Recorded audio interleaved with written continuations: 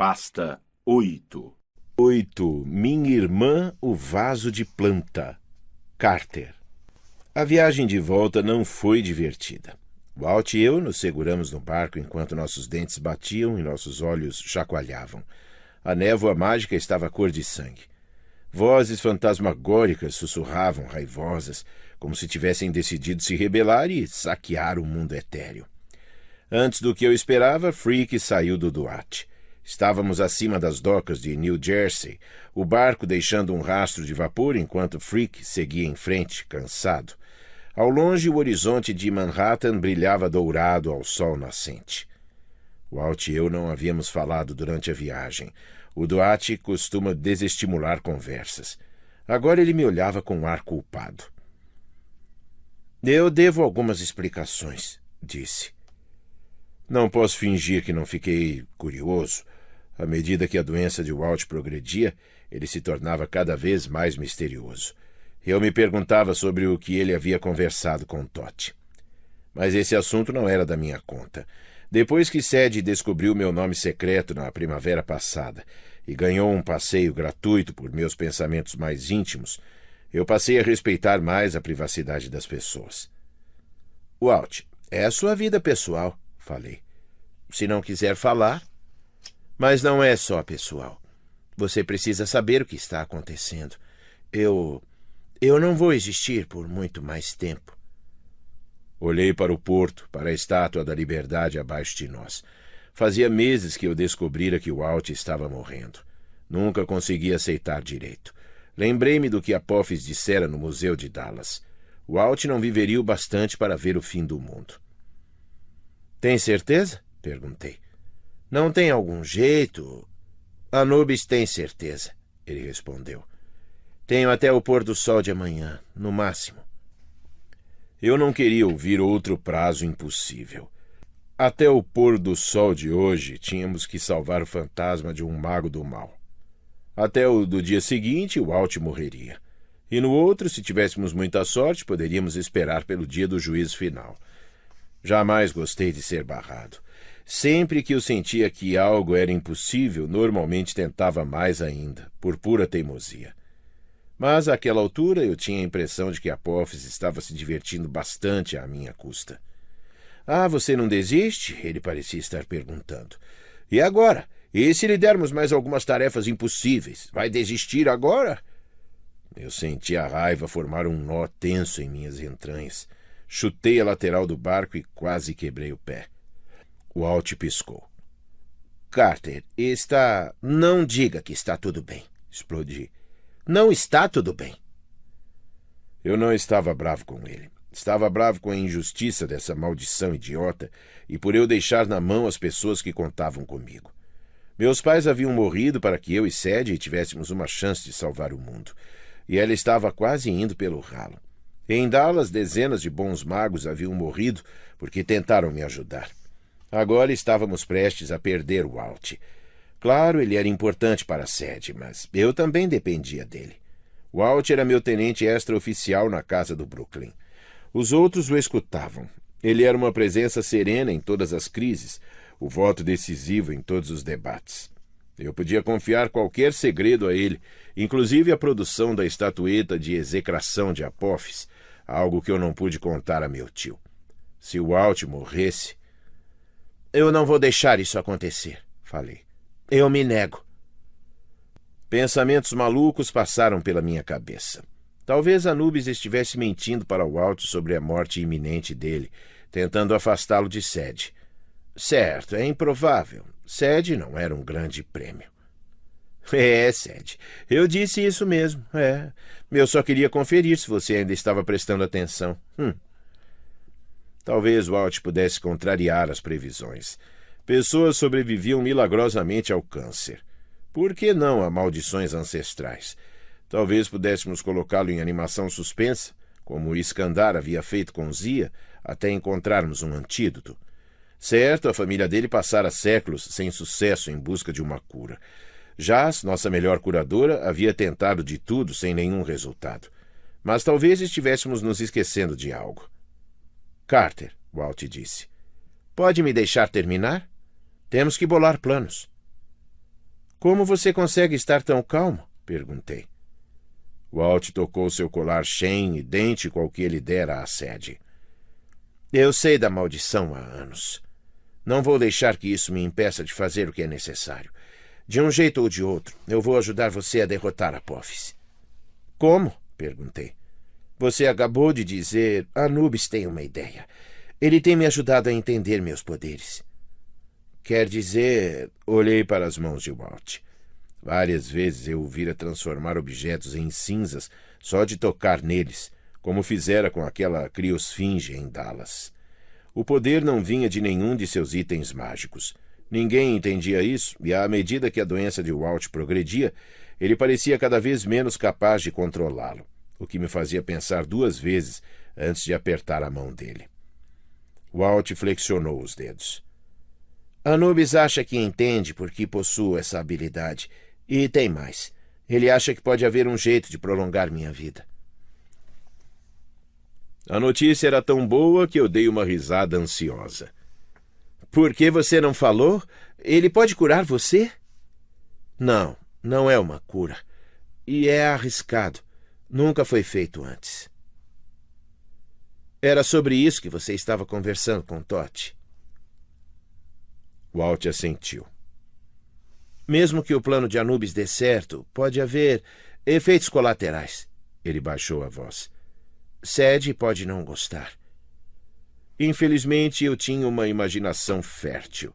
Visualizei Walt se transformando em uma espécie de morto-vivo, uma múmia ressecada, um Ba fantasmagórico ou um demônio desfigurado. Na magia egípcia, efeitos colaterais podiam ser bem extremos. Tentei não deixar minhas emoções transparecerem. Queremos você vivo. Não se preocupe com Sadie. Dava para ver pelo olhar de Walt que ele se preocupava muito com Sadie. Sério, o que ele viu em minha irmã, hein? Pare de me bater, Sadie. Eu só estou sendo honesto, ora. Walt flexionou os dedos. Talvez fosse minha imaginação, mas pensei ter visto as mãos dele soltarem um pouco de fumaça cinzenta, como se falar desse poder estranho bastasse para ativá-lo. Eu não vou decidir ainda, ele falou. Não até meu último suspiro. Eu quero conversar com Sadie primeiro, explicar a ela. Ele apoiou a mão na lateral do barco. Foi um erro. O junco entrelaçado ficou cinza com o toque. Walt, pare! Gritei. Ele retraiu a mão, mas era tarde demais. O barco se desfazia em cinzas. Nós nos agarramos às cordas. Felizmente elas não foram destruídas, talvez porque agora Walt estivesse mais atento. Freak grasnou quando o barco desapareceu, e de repente Walt e eu estávamos pendurados sob a barriga do grifo, segurando desesperadamente nas cordas e esbarrando um no outro enquanto voávamos acima dos arranha-céus de Manhattan. Walt! Gritei no vento. Você realmente precisa aprender a controlar esse poder! Desculpe! Ele berrou em resposta. Meus braços doíam, mas de alguma forma conseguimos voltar à casa do Brooklyn sem despencarmos para a morte.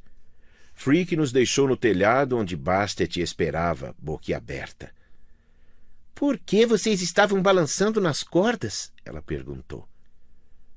Porque é muito divertido, resmunguei. Quais são as novidades? Atrás das chaminés, uma voz frágil cantarolou. Olá! O Deus Sol ancião Ra apareceu. Ele abriu um sorriso desdentado e cambaleou pelo telhado, murmurando.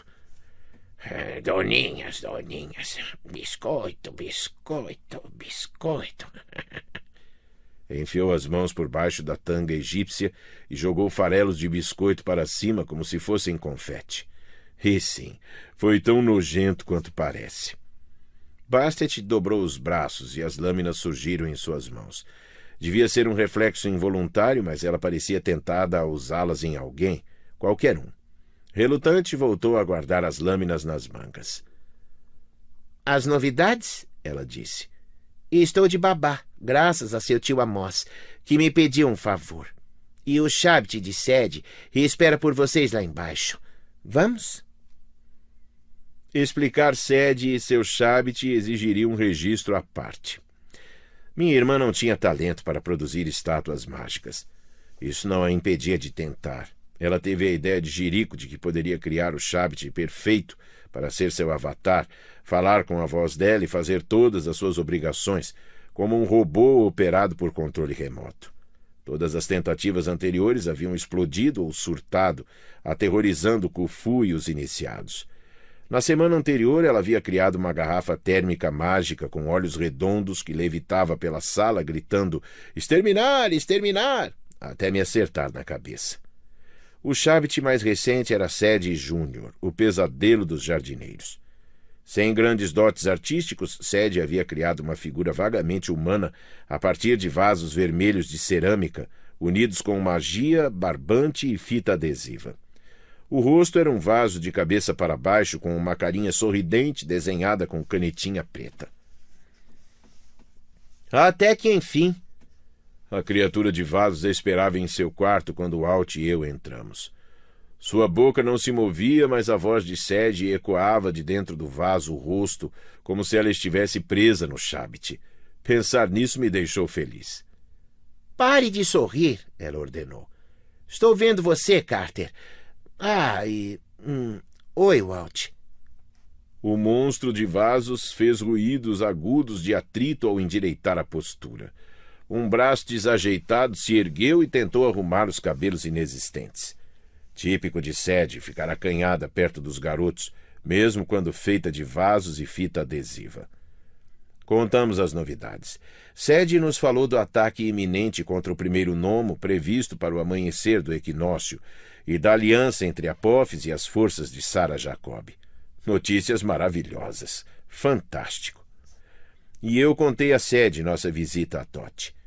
Descrevi as visões que Apophis me mostrara da situação precária de nossa mãe no Duat, o que fez o monstro de vasos estremecer, e do fim do mundo, o que não pareceu surpreendê-la nem um pouco.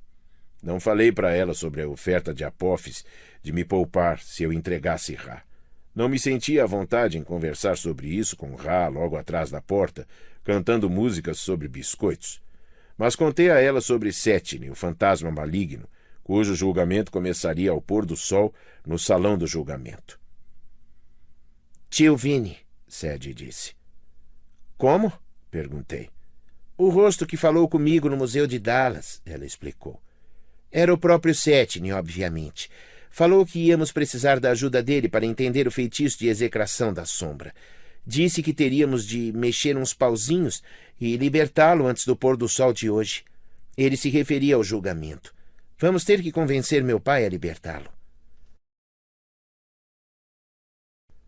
"Eu mencionei que Tote disse que ele é um psicopata assassino, certo?" O monstro de vasos fez um estalo baixinho. "Carter, vai ficar tudo bem. Fazer amizade com psicopatas é uma de nossas especialidades." Ela virou a cabeça de vaso para Walt. "Você vem também, não é?"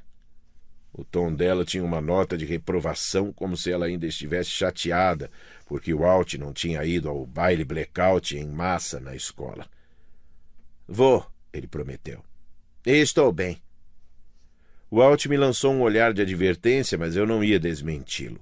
O que quer que ele estivesse tramando com Anubis, eu podia esperar até ele explicar tudo a Sadie. Entrar na novela Sadie, Walt e Anubis parecia tão divertido quanto me jogar em uma centrífuga. "Certo", Sadie disse. "Encontraremos vocês dois no salão do julgamento antes do pôr do sol de hoje. Deve dar tempo de a gente terminar." "Terminar?" perguntei. "E quem é a gente?" É difícil interpretar as expressões de um vaso sorridente, mas a hesitação de Sadie foi bem expressiva. "Você não está mais no primeiro gnomo", deduzi. "O que está fazendo?" "Uma pequena tarefa", Sadie respondeu. "Estou indo visitar Bess." Franzi o senho. Sadie visitava Bess na casa de repouso quase todas as semanas, o que não tinha nenhum problema. Mas por que agora? Você sabe que estamos com pressa." "É necessário", ela insistiu. "Eu tenho uma ideia que pode nos ajudar com o nosso projeto sobre sombras. Não esquente. Zia está comigo." "Zia?" Foi minha vez de ficar acanhado. Se eu fosse um vaso, teria ajeitado o cabelo. É por isso que Bastet está tomando conta de Ra hoje? Porque exatamente vocês iam... Pare de se preocupar, Sed me interrompeu. Eu vou cuidar bem dela. E não, Carter, ela não tem falado de você. Não faço ideia do que ela sente por você. O quê? Senti vontade de socar a cara de cerâmica de Sed Júnior. Eu não perguntei nada disso. Calma, ela respondeu. Eu não acho que Zia ligue para o que você veste. Não é um encontro. Só, por favor, escove os dentes dessa vez. Vou matar você, prometi. Também amo você, querido irmão. Pá! A criatura de cerâmica desmoronou, deixando um amontoado de cacos e um rosto vermelho de argila sorrindo para mim. Walt e eu saímos do quarto e encontramos Bastet. Ficamos apoiados no parapeito acima do grande salão, enquanto Ra andava de um lado para o outro na varanda, entoando cantigas infantis em egípcio antigo. Lá embaixo, nossos iniciados se preparavam para ir à escola. Julian segurava uma salsicha entre os dentes enquanto vasculhava sua mochila. Félix e Chan discutiam sobre quem havia roubado o livro de matemática de quem. A pequena Shelby perseguiu os outros mirins com um punhado de giz de cera que soltavam fagulhas furtacores. Eu nunca tivera uma família grande, mas morar na casa do Brooklyn fazia-me me sentir como se tivesse uma dúzia de irmãos e irmãs. Apesar da loucura, eu gostava, o que tornou minha decisão seguinte ainda mais difícil. Contei a Bastet sobre nosso plano de visitar o salão do julgamento. Não gosto disso, ela respondeu. Walt deu uma risada. Tem algum plano de que você goste mais? Ela inclinou a cabeça. Agora que você mencionou, não. Não gosto de planos. Eu sou uma gata. Ainda assim, se metade das histórias que ouvi sobre Setne são verdadeiras... Eu sei, respondi. Mas é nossa única chance. Ela torceu o nariz. Vocês não querem que eu vá junto? Tem certeza? Talvez eu possa chamar Nut ou Shu para cuidar de Ra. Não, falei. Amos vai precisar de ajuda no primeiro nomo. Ele não tem forças suficientes para repelir os magos rebeldes e Apophis ao mesmo tempo. Bastet assentiu. Eu não consigo entrar no primeiro nomo, mas posso fazer ronda do lado de fora. Se Apophis aparecer, eu o enfrentarei. Ele estará com força total, Walt avisou. E está se fortalecendo a cada hora.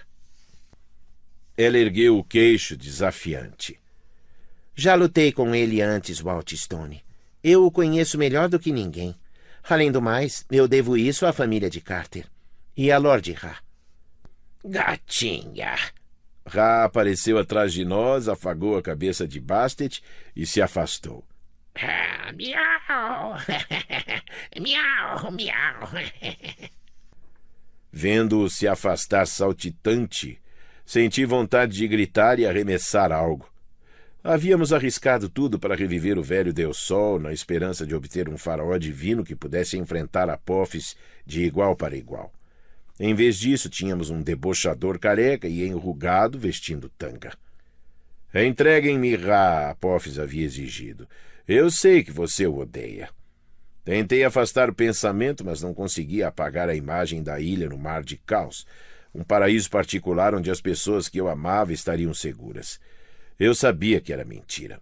Apophis jamais cumpriria a promessa, mas eu entendia como Sarah Jacob e Kwai poderiam cair na tentação. Além do mais, Apophis sabia tocar em pontos sensíveis. Eu me ressentia contra Ra por ser tão fraco. Horus concordava comigo. Não precisamos do velho tolo, a voz do deus da guerra falava dentro de minha cabeça. Não estou dizendo que vocês devam entregá-lo a Apophis, mas ele é inútil. Deveríamos afastá-lo e tomar para nós o trono dos deuses. Ele fazia isso parecer tão tentador, uma solução tão óbvia. Mas não. Se Apophis queria que eu entregasse Ra, então o Deus Sol devia ter algum valor. Ra ainda tinha um papel a cumprir. Eu só precisava descobrir qual era. Carter? Bastet franziu a testa. Eu sei que está preocupado comigo, mas seus pais me salvaram do abismo por um motivo. Sua mãe previu que eu faria alguma diferença na batalha final. Eu vou lutar contra Apophis até a morte, se necessário. Ele não vai passar por mim. Hesitei. Bastet já havia nos ajudado muito. Quase foi destruída ao enfrentar o deus crocodilo Sobek. Ela recrutou seu amigo Bes para nos ajudar e depois presenciou ele sendo reduzido a uma concha vazia. Bastet nos ajudou a restaurar seu antigo mestre, Ra, ao mundo, e agora tinha que ser a babá dele. Eu não queria pedir que ela enfrentasse Apophis outra vez, mas Bastet tinha razão. Ela conhecia o inimigo melhor do que ninguém, exceto talvez Ra, quando ele estava com a cabeça no lugar. Tudo bem, respondi. Mas Amos vai precisar de mais ajuda do que você pode oferecer, Bastet. Ele vai precisar de magos. Walt franziu o senho. Quem? Depois do desastre em Dallas, não temos mais muitos amigos. Podemos entrar em contato com São Paulo e Vancouver. Eles ainda estão do nosso lado, mas não poderão ceder muita gente. Estarão preocupados em defender o próprio nome. Balancei a cabeça. Amos precisa de magos que conheçam o caminho dos deuses. Ele precisa de nós, todos nós. Walt digeriu minha resposta em silêncio. Quer dizer, abandonar a casa do Brooklyn. Lá embaixo, os mirins gritavam de alegria enquanto Shelby tentava rabiscá-los com os gizes de cera faiscantes. Khufu estava sentado no console da lareira comendo Cheerios, vendo Tucker, de 10 anos, jogar uma bola de basquete na estátua de Tote. Jas colocava um curativo na testa de Alyssa. Ela provavelmente havia sido atacada pela garrafa térmica rebelde de Sadie, que ainda estava solta. No meio de tudo isso, Cleo estava sentada no sofá, concentrada em um livro. A casa do Brooklyn era o primeiro lar de verdade na vida de alguns ali. Tínhamos prometido mantê-los em segurança e ensiná-los a usar seus poderes. Agora eu estava prestes a enviá-los sem preparação para a batalha mais perigosa de todos os tempos. Carter, Bastet disse, eles não estão prontos. Eles têm que estar, respondi. Se o primeiro gnomo cair, tudo acaba. Apophis vai nos atacar no Egito, na fonte de nosso poder. Temos que permanecer ao lado do sacerdote leitor-chefe. Uma última batalha. Walt olhou com tristeza para o grande salão. Talvez se perguntando se morreria antes do combate. Devemos dar a notícia? Ainda não, respondi. O ataque dos magos rebeldes no primeiro gnomo só acontecerá amanhã. Vamos deixar as crianças irem à escola uma última vez. Bastet, quando elas voltarem hoje à tarde, eu quero que as leve ao Egito. Use Freak, use qualquer magia necessária. Se tudo correr bem no mundo inferior, Sadie e eu encontraremos vocês antes do ataque. Se tudo correr bem, Bastet repetiu em um tom seco. Isso acontece muito. Ela olhou para o Deus Sol que tentava comer a maçaneta da porta do quarto de Sadie. E Ra? Ela perguntou. Se Apophis vai atacar daqui a 2 dias, Ra precisa continuar em sua jornada noturna, falei. É parte do Maat. Não podemos mudar isso. Mas na manhã do equinócio ele deverá estar no Egito. Terá que enfrentar Apophis. Daquele jeito? Bastet apontou o Deus Sol. De tanga? Eu sei, reconheci. Parece loucura. Mas Apophis ainda acredita que Ra é uma ameaça. Talvez confrontar Apophis em uma batalha faça Ra se lembrar de quem é. Ele talvez se mostre à altura do desafio e volte a ser o que era. Walt e Bastet não responderam. Dava para ver pela expressão deles que não estavam convencidos. Eu também não estava.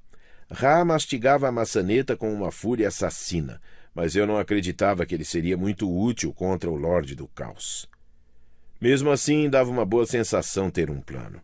Era muito melhor do que ficar à toa remoendo o desespero da situação. Aproveite o dia de hoje para se organizar, sugeria Bastet.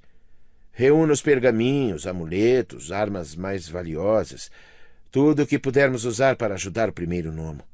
Avise a Amos que você está indo. Walt e eu vamos ao mundo inferior encontrar Sadie. Vemos vocês no Cairo. Bastet comprimiu os lábios. Tudo bem, Carter. Mas tome cuidado com Setne. Se você acha que ele é muito mau, ele é 10 vezes pior. Ei, derrotamos o Deus do Mal, lembrei. Bastet balançou a cabeça. Sete é um deus. Ele não muda.